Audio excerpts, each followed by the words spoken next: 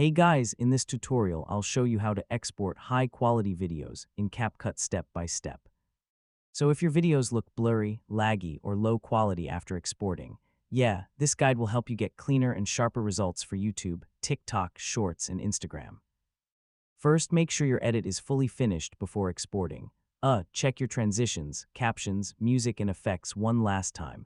Now tap the Export button in the top right corner of the screen. So this opens the quality and resolution settings for your final video. For the best quality, select 1080p or even 4K if your footage supports it. I mean, higher resolution usually means sharper video quality. If you're uploading to social media later, try exporting at the highest quality first. Platforms like TikTok and Instagram already compress videos during upload. Once the export is finished, watch the video carefully and check the sharpness, colors, and audio quality before uploading. And that's basically how to export high-quality videos in CapCut from start to finish.